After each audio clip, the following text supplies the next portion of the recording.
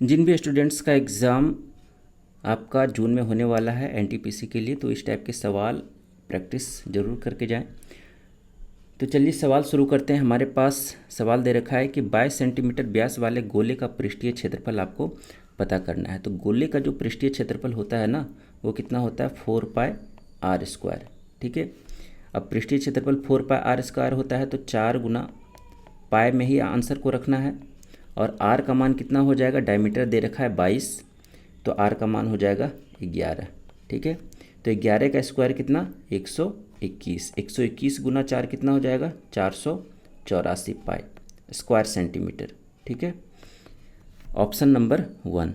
Next है आपका कि 250 मीटर लंबी एक ट्रेन 750 मीटर लंबे पुल को 20 सेकंड में पार करती है तथा एक प्लेटफॉर्म को 15 सेकंड में पार करती है, तो प्लेटफॉर्म की लंबाई ज्ञात करें।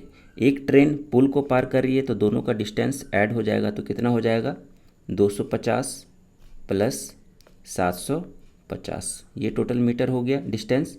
और अपॉन कितना सेकंड में पार कर रही है 20 सेकंड में, तो ये आ गया स्पीड, कितना ट्रेन का स्पीड, ट्रेन का स्पीड आ गया। तो ये कितना आ जाएगा आपका 750 250 कितना हो जाएगा 1000/20, तो कितना कट जाएगा टोटल 50 बार में, है ना, 50 बार में कट गया। स्पीड आ गया आपका 50 मीटर पर सेकेंड। अब एक प्लेटफॉर्म को 15 सेकेंड में पार कर रही है। अब प्लेटफॉर्म को पार कर रही है तो प्लेटफॉर्म का भी लंबाई जुड़ेगा, है ना। तो ट्रेन की लंबाई कितनी थी 250, तो 250 प्लस प्लेटफॉर्म की लंबाई x ले लेते हैं, तो दूरी बराबर चाल गुना समय। चाल हमने निकाला कितना 50 और गुना समय कितना है आपका 15। ठीक है, तो 50 गुना 15 कितना हो जाएगा 750। तो x बराबर कितना आ जाएगा 750 में से 250 जाएगा 500 मीटर, यानी कि प्लेटफॉर्म की लंबाई कितनी थी 500 मीटर। तो ऑप्शन नंबर 3 आपका करेक्ट होगा। नेक्स्ट है आपका सॉल्व करना है इसको।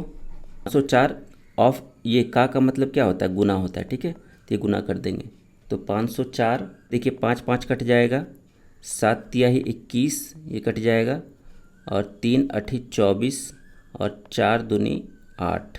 ठीक है, और ये कट जाएगा आपका 2 से 252, और 5 2 7 दोनों ये भी 9 से कट जाएगा आपका, 9 दूनी 18 9 8 72, और 28 तिहाई कितना हो जाएगा 28, और गुना यहाँ 3 बचा, 28 तिहाई 84 आपका आंसर आएगा।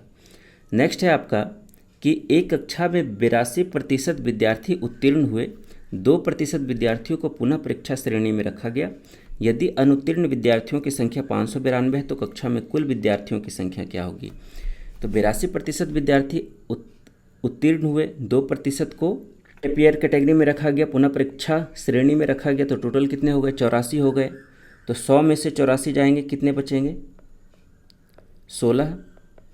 16% का वैल्यू आपको दे रखा है कितना 592, तो 100% का वैल्यू आपको निकालना है।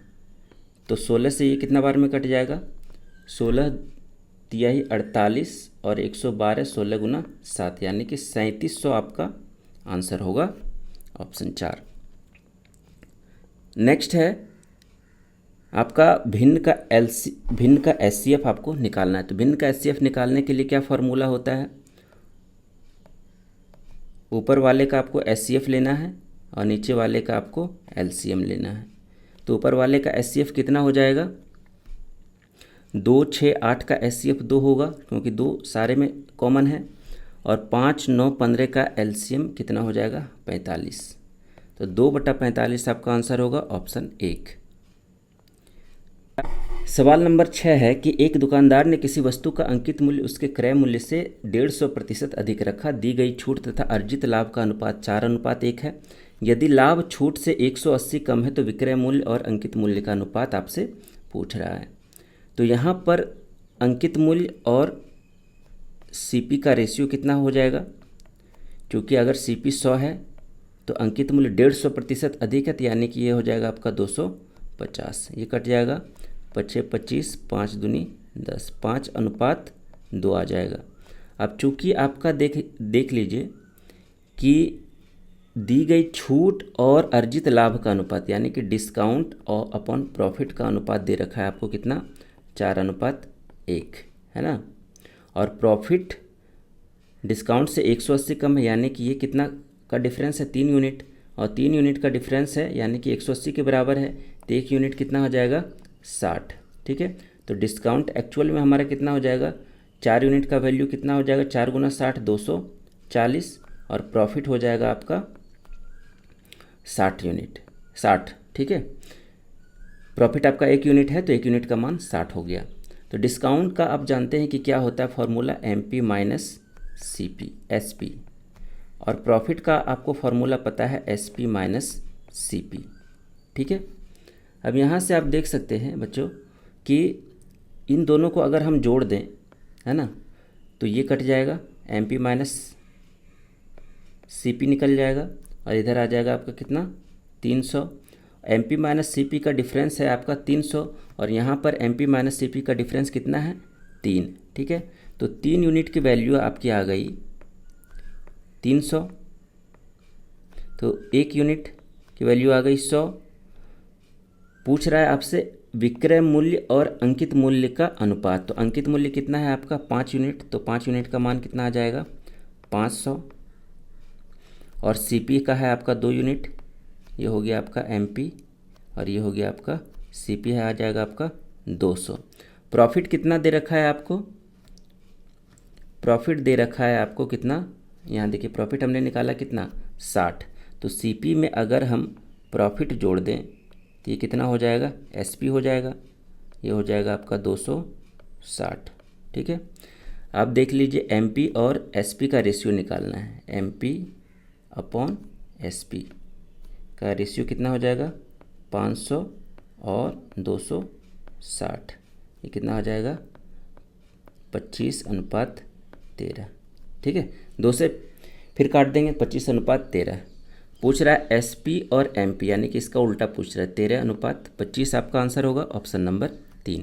ठीक है, नेक्स्ट है आपका कि 24 परिमाप वाले समबाहु त्रिभुज का क्षेत्रफल ज्ञात कीजिए, उत्तर को 2 दशमलव स्थान तक रखना है। ठीक है, त्रिभुज की सारी भुजाएं समान होती है, अगर सब सारी भुजाएं, है ना, एक भुजा उसकी A है तो टोटल परिमाप कितना हो जाएगा, 3 गुना A, 3 गुना A, और ये हो जाएगा कितना, 24 के 3 8 24, तो भुजा कितनी मिल गई, 8 सेंटीमीटर। अब क्षेत्रफल कितना होता है एरिया समबाहु त्रिभुज का, √3/4 और गुना A², ये कितना है आपका 8 गुना 8। ठीक है, तो 4 दूनी 8, 8 दूनी 16 √3, 16 √3, है ना, तो 16 गुना √3 का मान कितना होता है, 1.73, क्योंकि अपरिमेय संख्या बहुत सारे नंबर्स होंगे यहाँ पर दशमलव के बाद, तो 1.73 तक हम इसको लेकर चल रहे हैं, तो कितना हो जाएगा, 16 तिहाई 48, 16 सती 112, और 4 116, 116 का हाथ में 6, हाथ में बचा 11, 16 और 11 27, यानी कि 27.68 आपका आंसर होगा। लेकिन यहाँ पर 27 दशमलव के करीब में कौन सा है, 71। ठीक है, तो ऑप्शन नंबर 4 पर हम टिक लगाएंगे, ये इसके करीब में है। ठीक है, नेक्स्ट है आपका x + y 12 है, x² + y² 94 है, तो x y का मान निकालना है। ये आइडेंटिटी है, हमेशा याद रखना है कितना, x + y का होल स्क्वायर कितना होता है, x² + y² + 2xy का स्क्वायर 144, ये बराबर हो जाएगा 94, और +2 × xy, ये कट जाएगा कितना में, 144 में से 94 जाएगा तो 50, 50 में से 2, 50 भागा 2 यानी कि 25, एक्स वाई का मान कितना आ जाएगा, 25। ठीक है, नेक्स्ट है आपका कि 2 सक्सेसिव डिस्काउंट है, 5%, 5%, एक सिंगल डिस्काउंट है और एक 8% और 2% का डिस्काउंट है, तो कौन सा डिस्काउंट अधिकतम छूट देगा। ठीक है, तो सिंगल डिस्काउंट का 10% बनेगा इफेक्टिव। 2 क्रमिक छूट का इफेक्टिव कौन सा फार्मूला लगता है, A + B - AB/100, effective discount निकालने का ये फार्मूला है। 5 + 5 10 -0.25, यही बनेगा, 10 से कुछ कम बनेगा, और यहाँ पर कितना बनेगा, 8 + 2 10 -8 × 2/100 यानी कि 0.16। तो ये दोनों भी 10 से कम है, ये 10 पूरा है। ठीक है, तो कौन बड़ा होगा, 10%, तो कौन सा ऑप्शन हमारा देगा, ऑप्शन 2। ठीक है, नेक्स्ट है आपका कि 4 घंटियाँ प्रारंभ में बज रही हैं एक साथ और 6 सेकंड, 12 सेकंड, 15 सेकंड और 20 सेकंड के अंतराल पर बजती हैं। तो 2 घंटे में वो कितनी बार एक साथ बजेंगी? तो यहाँ पर सीधा अगर है ना घंटी बज रही है तो यहाँ पर एलसीएम लगा लेंगे। तो एलसीएम लगा लेंगे तो उतने समय के बाद वो फिर से बजेगी। ठीक है, तो 60, 6, 12, 15 और 20 का एलसीएम कितना हो जाएगा? मिनिमम संख्या कौन सी है? 60 है ना। 60 से सारे कट जाएंगे तो 60 हो गया मिनिमम। तो इसका एलसीएम हो गया 60, यानी कि 60 सेकंड के बाद वो फिर से बजेगी। 2 घंटे में, 1 घंटे में 60 बज रही है, 2 घंटे में कितने बजेगी? 120। ठीक है, तो 120 हमारा आंसर नहीं होगा, क्योंकि जब वो 4 घंटियाँ प्रारंभ में एक साथ ऑलरेडी बज चुकी हैं, पहला एक काउंट हो चुका है। ठीक है, तो +1 यहाँ पर ऐड करना पड़ेगा आपको। ठीक है, उसको भी काउंट करना पड़ेगा। 121 आपका आंसर हो जाएगा। बहुत सारे स्टूडेंट्स +1 काउंट करना भूल जाते हैं, है ना। ऑप्शन नंबर 3 आपका करेक्ट होगा। नेक्स्ट है कि एक पाइप किसी टंकी को 11 घंटे में भर सकता है। नीचे रिसाव होने के कारण वही टंकी 13 घंटे में भरती है। यदि टंकी पूरी भरी हो तो केवल रिसाव उसे कितने समय में खाली कर देगा? अब एक पाइप का 1 घंटे का काम कितना हो जाएगा? 1/11। और रिसाव के कारण मान लेते हैं ए और बी, मान लेते हैं रिसाव वाला है, तो ये दोनों एक साथ कर रहे हैं, तो टंकी कितना हो जाएगा? 1/13 एफिशिएंसी। तो रिसाव वाला कितना हो जाएगा? 1/13 में से 1/11 घटाना पड़ेगा। अब चूंकि रिसाव है तो आंसर नेगेटिव में आएंगे। 11 - 13 ऊपर में आ जाएगा, -2/13 × 11 143। ठीक है, तो 143 इसका एक दिन में हो गया, तो टाइम कितना लग जाएगा? ठीक इसका उल्टा हो जाएगा, है ना।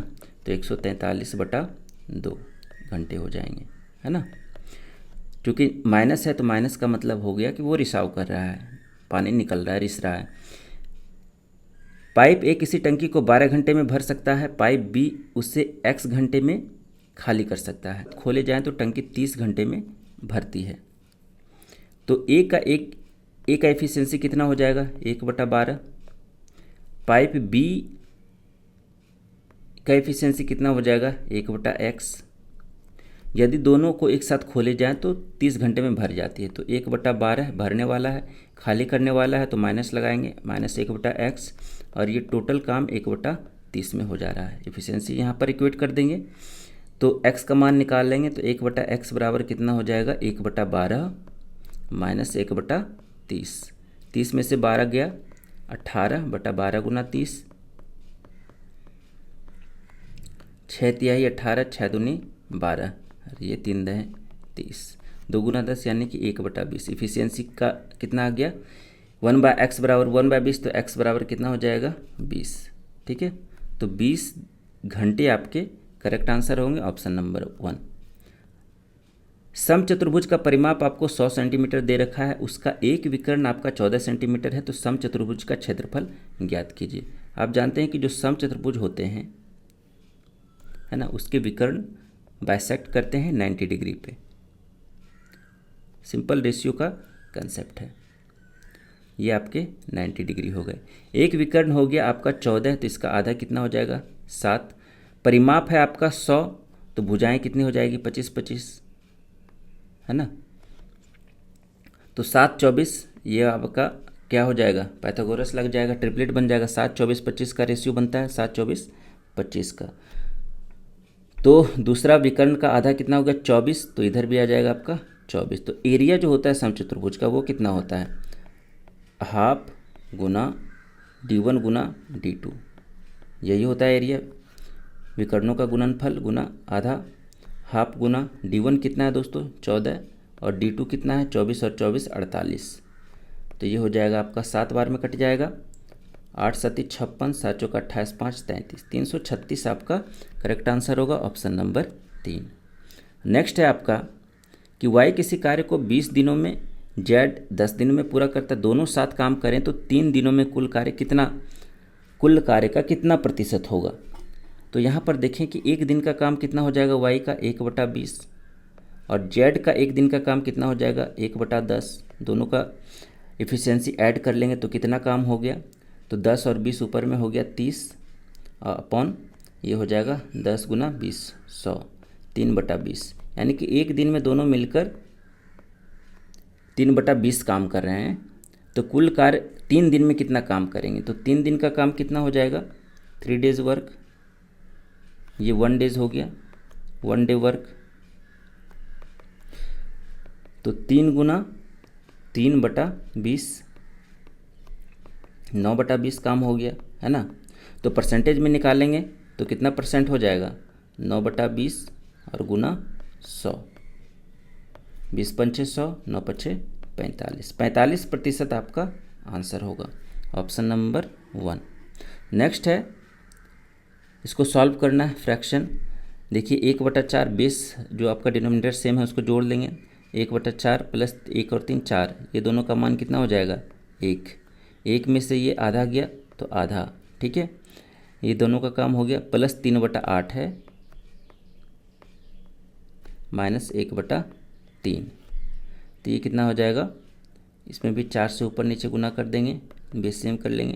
तो 4 और 3 7/8, 7/8 में से 1/3 जाएगा तो 21 में से 8 जाएगा, कितना बचेगा, 13/8, यही 24। तो 13/24 आपका आंसर आ जाएगा, ऑप्शन नंबर 4, ठीक है। नेक्स्ट है आपका कि वर्तमान में पिता की आयु उसके पुत्र की आयु की दोगुनी है, 20 वर्ष बाद पिता की आयु पुत्र की वर्तमान आयु की 3 गुनी होगी। तो पुत्र की वर्तमान आयु आपसे पूछ रहा है। वर्तमान में पिता की आयु यानी कि फादर और सन का रेशियो दे रखा है दोगुना 2:1 का, और 20 वर्ष के बाद यहाँ से 20 वर्ष ऐड कर लेंगे, 20 ईयर्स लेटर, पुत्र की वर्तमान आयु की 3 गुनी हो गए, यहाँ पर 3 गुना का रेशियो दे रखा है, ठीक है। तो सिंपली क्या करना है, इन दोनों को आपस में मल्टीप्लाई कर देना है ना, डिफरेंस ले लेंगे। तो 3 गुना 1, 3 माइनस 2, यानी कि 1 यूनिट का वैल्यू 3 माइनस 2, यूनिट का वैल्यू कितना दे रखा है, 20, ठीक है। तो ये हो गया आपका 1 यूनिट का वैल्यू 20 वर्ष, 20 साल। तो वर्तमान आयु पुत्र की कितनी है, 1 यूनिट है, तो 1 यूनिट का मान हमने निकाल चुका, 20 साल आपका आंसर होगा, ऑप्शन नंबर 2। नेक्स्ट है आपका कि 6 से विभाज्य संख्याएं कौन सी है। 6 से विभाजित वही होगी जिसके जो 3 से विभाजित हो और 2 से, और 3 से विभाजितता का नियम है कि सारे डिजिट के अंकों, सारे अंकों का योग जो है आपका 3 से विभाजित होना चाहिए, और लास्ट में संख्याएं सम हो तो वो 2 से विभाजित होगी। तो यहाँ पर देखिए सारे ऑप्शन में संख्याएं सम हैं, 3 से विभाजित वाला निकाल लीजिए, 9 9 कट जाएगा 3 से, 5 4 9, ये भी कट जाएगा, 6 6 12 8 20 8 28, ये 3 से नहीं कटेगा, 9 कट जाएगा, 6 कट जाएगा, 8 5 13, ये नहीं कटेगा, 9 कट जाएगा, 8 2 10 और 8 18, ये कट जाएगा, यानी कि 1 और 4 आपका करेक्ट आंसर होगा, ऑप्शन नंबर 4। नेक्स्ट है आपका कि तेजस्वी ने 6 पेन 20 में खरीदे, उसने 4 पेन 18 में बेचे, तो लाभ प्रतिशत कितना होगा। अब 6 पेन का उसने 20 में खरीदा सीपी का, और बेचने के टाइम में क्या हुआ, 4 पेन को 18 में बेच रहा है। तो ये यहाँ पर पेन को हम इक्वल बना देंगे तो आपका कैलकुलेशन आसान हो जाएगा। तो पेन को इस साइड में पेन है तो पेन का इक्वल बना लेंगे, इसको फर्दर काट देंगे, 2 तिहाई 6 और ये 10 और ये 2 दूनी 4 और ये 2 नुमा 18। अब क्या करेंगे कि इसको इक्वल बना दीजिए, इसमें 2 से गुना कर दीजिए, इसमें 3 से, तो 2 से यहाँ भी गुना होगा और 3 से यहाँ भी गुना होगा, बस हो गया, 3 दूनी 6 और इधर भी 6 आ गया। तो अब इस पर हमको फोकस करना है, ये आ गया आपका 20 और ये आपका आ गया 27। अब परसेंटेज निकाल दीजिए, तो परसेंटेज कितना हो जाएगा, प्रॉफिट 7/CP गुना 100, 20 पंचे 100, 7 पछे 35, 35% आपका करेक्ट आंसर होगा, ऑप्शन नंबर 1। नेक्स्ट है आपका कि के का वह मान ज्ञात कीजिए जिससे 5 12 29 और 57 में जोड़ने पर वे समानुपाती बने रहें। तो समानुपाती बने रहने के लिए क्या होगा कि सारी संख्याओं में आपको के जोड़ना है और उसका रेशियो इक्वल आना चाहिए। तो 5 + के अपन 12 + के बराबर 29 + के बटा 57 + के, ठीक है। तो अब क्या करना है, कि ऑप्शन से चलना है। तो ऑप्शन में देख लेंगे, 5 पहले रखेंगे, क्या रेशियो सेम आ रहा है, तो इधर आ जाएगा आपका पहला केस में, पहला ऑप्शन में कितना आ जाएगा 5 5 10 अपॉन 12 5 17, 10 अपॉन 17 इधर आ रहा है क्या, 29 और 5 34 अपॉन 57 5 62 नहीं आ रहा। दूसरा ऑप्शन में जाएंगे, 5 + 4 9 बटा 16 नहीं आ रहा है, 29 + 4 33 बटा 61 नहीं आ रहा, ये भी ख़त्म हो जाएगा। ऑप्शन 3 में जाएंगे, 5 + 2 7 बटा 12 2 14 1 बटा 2 आ रहा है, और ये हो जाएगा 29 2 31 बटा 57 2 59, ठीक है, तो ये भी आपका नहीं आ रहा। तो ऑप्शन 4 ही आपका करेक्ट होगा।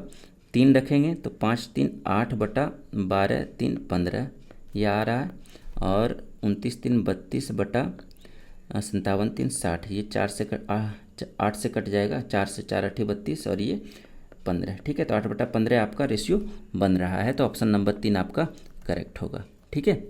नेक्स्ट है आपका यू भी का मान दे रखा है आपको कितना 6:7, और भी डब्ल्यू का मान दे रखा है आपको 21:6, ठीक है। तो मिडिल टर्म को हमको इक्वल बनाना है, ये 3 गुना हो जाएगा, तो इसमें भी आपको 3 से गुना करना पड़ेगा, तो टोटल रेशियो कितना आ जाएगा 18:21:6, ठीक है। इसको फर्दर काट सकते हैं हम, कितना में कट जाएगा 3 से, 3 चौका 18, 3 सत्ती 21 और 3 दूनी 6, 6:7:2 आपका करेक्ट आंसर होगा, ऑप्शन 4। नेक्स्ट है कि 19/5 ये दे रखा है आपको, सॉरी ये वाला सवाल में थोड़ा मिस्टेक है, ये रूट नहीं है ना, तो पहले जिस पर बार है उसका क्रिया करेंगे। यहाँ पर देखिए 15 - 21 है, तो ये कितना हो जाएगा -6, तो 19/5 ऑफ है ना 27, और ये इधर आ जाएगा -6 आपका, ठीक है। तो 27 + 6 कितना हो जाएगा, माइनस माइनस प्लस हो जाएगा 33 और प्लस 37, ठीक है।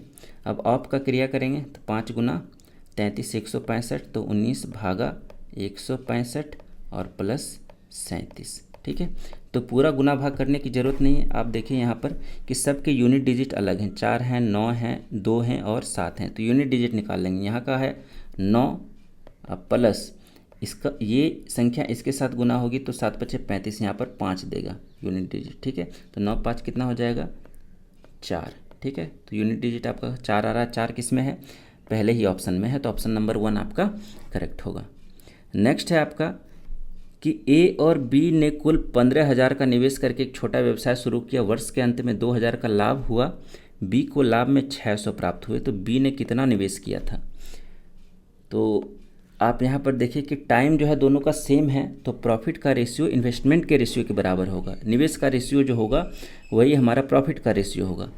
तो प्रॉफिट का रेशियो यहाँ पर देखिए बी को मिला 600, तो ए को कितना मिला होगा 1400, तो 1400 अपॉन 600, टोटल प्रॉफिट 2000 होना चाहिए। ए और बी का हमने निकाल लिया प्रॉफिट रेशियो, यही हमारा इन्वेस्टमेंट रेशियो होगा। तो 2 सती 14 और 2 तिहाई 6, 7:3, ठीक है। अब ये इसको हम इन्वेस्टमेंट के रेशियो से इक्वेट कर देंगे। ए का है आपका 15,000, कुल ए और बी ने कुल 15,000 निवेश किया, यानी कि 7/3 का इन्वेस्टमेंट कितना हो जाएगा 10 यूनिट का वैल्यू है आपका 15,000, तो ये हो जाएगा 1500। तो बी ने कितना निवेश किया, बी ने 3 यूनिट निवेश किया, तो 3 यूनिट का मान कितना हो जाएगा 1500 × 3 4500, 4500 आपका आंसर होगा, ऑप्शन नंबर 2। नेक्स्ट है आपका कि ए तथा बी की आय का अनुपात 6:11 है, उनके व्यय का अनुपात 1:2 है। यदि ए और बी क्रमशः 9,000 और 11,500 की बचत करते हैं तो बी का व्यय निकालना है। तो यहाँ पर देखिए कि व्यय निकालना है, तो व्यय का रेशियो पहले ऊपर रखेंगे। एक्सपेंडिचर है आपका कितना 1:2, और इनकम है आपका कितना रेशियो 6:11, और सेविंग कितना आ जा रहा है 9,000 और 11,500। तो क्रॉस मल्टीप्लिकेशन करेंगे, ये दोनों को क्रॉस करके डिफरेंस करेंगे, 11 - 12 इधर हो जाएगा 1 यूनिट, 12 - 11 1 यूनिट, और इधर हो जाएगा आपका 11 गुना इतना करेंगे 11 × 99,000 और 115 × 6 690 69,000। इन दोनों का डिफरेंस कितना है? 30,000।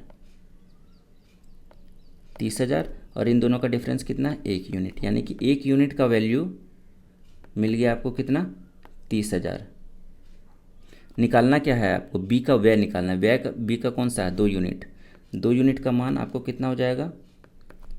30,000। 30,000 गुना 2 60,000। ठीक है, तो ऑप्शन 4 आपका करेक्ट होगा।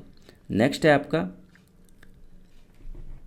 यहाँ पर देखिए सवाल दे रखा है 2 cos 2a + 1 और 2 sin 3a, a + b 90 degree है तो cos b का मान क्या होगा? ठीक है, तो a और b को अगर हम इसको फार्मूला के बजाय लॉजिक तरीके से सॉल्व करें तो आराम से हो सकता है। a का मान आप मान लीजिए 30 है और b का 60 है, दोनों मिल के आपका 90 होना चाहिए, मान लेते हैं। ठीक है, चेक कर लेते हैं तो कितना हो जाएगा। a का वैल्यू 30 है तो 30 पे ये इक्वेशन सेटिस्फाई हो रहा है, तो 2 गुना 30 करेंगे 60, cos 60 का मान होता है 1, तो 2 गुना 1/2 होता है, तो 2 गुना 1/2 + 1 कितना आ जा रहा है? 2 आ जा रहा है। और ये कितना हो जा रहा है? 2 गुना sin 90 है ना, cos 90 0, sin 90 1, तो 2 गुना 3 गुना 30 90, तो यहाँ पर 2 गुना 1 = 2 हो जा रहा है। दोनों इक्वेशन सेटिस्फाई हो रहे हैं, यानी कि a का वैल्यू आपका 30 यहाँ पर करेक्ट बैठ रहा है। तो a का बैठ रहा है 30, तो b का कितना बैठेगा? 60 बैठेगा, तो cos 60 का मान निकाल लेंगे। cos b का मान पूछ रहा है, तो cos 60 का मान कितना हो जाएगा? 1/2। ठीक है, ऑप्शन नंबर 1 आपका यहाँ पर करेक्ट होगा। इस तरह से हम वैल्यू को चेक करके आगे बढ़ जाएंगे। ठीक है, नेक्स्ट है आपका कि 15 पुरुषों का औसत भार 2 किलोग्राम कम हो जाता है जब उसमें से 70 किलोग्राम भार वाले व्यक्ति के स्थान पर एक नया व्यक्ति आता है। तो नए व्यक्ति का भार आपसे पूछ रहा है, तो नए व्यक्ति का भार हम कैसे निकाल सकते हैं? 15 पुरुषों का औसत भार मान लेते हैं x है 15 पुरुषों का, तो 15 पुरुषों का टोटल भार 15 में 15x हो जाएगा। 2 किलोग्राम कम हो जाता है जब उसमें 70 किलोग्राम के स्थान पर, यानी कि 70 किलोग्राम वाले गए और आए हमारे नए व्यक्ति का मान लेते हैं y है बराबर। अब क्या हुआ? टोटल में से क्या हो गया? एवरेज उसका घट गया कितना? टोटल x था, x में से अब 2 आ गया, 2 घट गया, 2 किलोग्राम घट गया। अब इसको सॉल्व कर लेंगे। 15x इधर ख़त्म हो जाएगा दोस्तों, है ना, तो बच गया y - 70 बराबर इधर कितना हो गया? 15 गुना -2 -30, तो y का मान कितना आ जाएगा? -30 + 70, 70 में से 30 गया कितना? 40। तो ऑप्शन 4 आपका करेक्ट होगा। 40 kg का आदमी आया था। राजेश अपने कार्यालय से 25 किलोमीटर प्रति घंटा की गति से जाता है और 20 किलोमीटर प्रति घंटा की गति से घर लौटता है। कुल समय 9 घंटे हैं, तो घर और कार्यालय के बीच की दूरी क्या ज्ञात कीजिए। अब यहाँ पर ये गया है और वापस आया है, तो दूरी तो सेम ही तय किया होगा, तो कुल समय बराबर दूरी बटा चाल। पहला केस में d/25 इसका समय हो जाएगा और दूसरा केस में d/20 इसका समय हो जाएगा, और इन दोनों को ऐड कर देंगे 9 घंटे के बराबर। तो d का मान निकाल लेंगे, कितना हो जाएगा? d कॉमन ले लेंगे।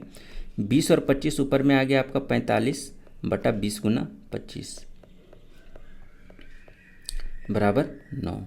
9 × 5 = 45, 5 × 5 = 25, तो d/100 बराबर 1, यानी कि d बराबर 100, है ना। ऑप्शन 4 आपका करेक्ट होगा।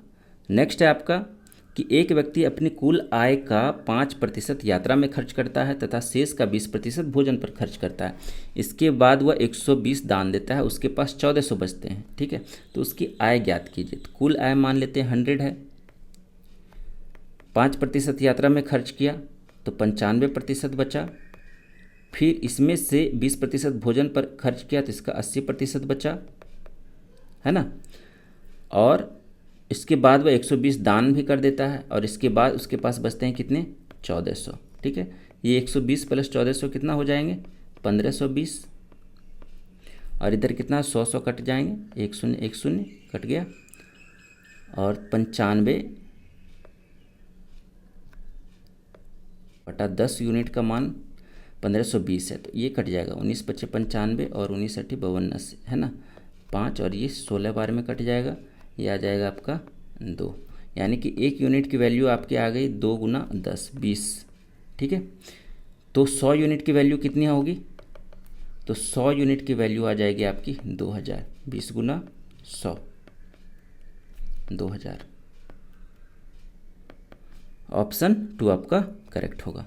नेक्स्ट है कि अंकगणितीय माध्य आपको निकालना है। तो अंकगणितीय माध्य निकालने का क्या हो जाएगा, ए और एक्स का अंकगणितीय माध्य ए प्लस एक्स बटा 2 निकालना है बस। तो ए प्लस एक्स का वैल्यू यहाँ से आप निकाल लीजिए। तो टोटल कितना है, 5 1 6 9 15 2 17 2 19 3 22 और 9 31। 31 प्लस एक्स प्लस ए अपॉन टोटल कितने नंबर है, 1 2 3 4 5 6 7 8 9, ये 9 हो जाएगा। और इसका गणितीय माध्य कितना दे रखा है, 5। तो x प्लस ए की वैल्यू कितनी आ जाएगी, 9 5 45 में से 31 जाएगा 14 और x प्लस ए बटा 2 कितना हो जाएगा, 14 बटा 2 यानी कि 7। ठीक है, ऑप्शन 2 आपका करेक्ट होगा। नेक्स्ट है आपका कि एक दुकानदार 200 लागत वाली वस्तु पर 25% छूट देने के बाद 35% का लाभ कमाना चाहता है। उसे वस्तु का अंकित मूल्य कितना रखना चाहिए। तो MP अपॉन CP का रेशियो आपको दे रखा है, निकाल लेंगे, है ना। तो क्या होता है फॉर्मूला, 100 प्लस परसेंटेज लाभ। परसेंटेज लाभ कितना है, 35 और बटा 100 माइनस परसेंटेज डिस्काउंट। डिस्काउंट कितना है, 25। तो ये आ गया आपका कितना 135 बटा 75। तो 15 से कट जाएगा, 15 नमा 135 और 15 पछे 75। CP का मान आपको दे रखा है 200, यानी कि 5 यूनिट की वैल्यू दे रखी है 200। तो कितना गुना हुआ, 40। तो इसमें भी कितना गुना करना पड़ेगा, 40। तो इसकी एक्चुअल वैल्यू कितनी हो जाएगी, 360। तो ऑप्शन 4 आपका करेक्ट होगा। नेक्स्ट है क्वेश्चन नंबर 30 कि कौन सी संख्या 24 से विभाजित होगी। तो 24 से विभाजित होने के लिए 8 और 3 दोनों से विभाजित होना पड़ेगा, और 3 से विभाजित होने के लिए संख्याओं का योग 3 से विभाजित होना चाहिए। तो यहाँ पर देखिए 9 कट जाएगा, 4 2 6 ये कट जाएगा 3 से, 5 2 7 8 15 6 21 ये भी कट जाएगा 3 से, है ना। 4 1 5 5 10 18 सारी संख्या 3 से कट रही है। 8 से चेक कर लेंगे, ठीक है। तो 8 से चेक करने में क्या आएगा कि लास्ट की 3 संख्याएं 8 से विभाजित होनी चाहिए। तो 8 से विभाजित होने वाली लास्ट की 3 संख्याएं यही 8 और 8 7 56। तो ऑप्शन 2 आपका यहाँ पर करेक्ट होगा, ठीक है। तो ये थे कुछ इंपॉर्टेंट सवाल जो कि आपके आने वाले परीक्षा के लिए, प्रैक्टिस के लिए काफ़ी ज़्यादा इम्पॉर्टेंट है ना। तो इस तरह के प्रैक्टिस टेस्ट सीरीज़ हम डेली वर्सेस पर ला रहे हैं। जिन भाई लोगों का एग्ज़ाम जून में है ना, इस तरह के प्रैक्टिस सेट जरूर लगा कर जाएँ। चलिए मिलते हैं नेक्स्ट वीडियो में, तब तक के लिए धन्यवाद। प्रैक्टिस करते रहिए, नमस्कार।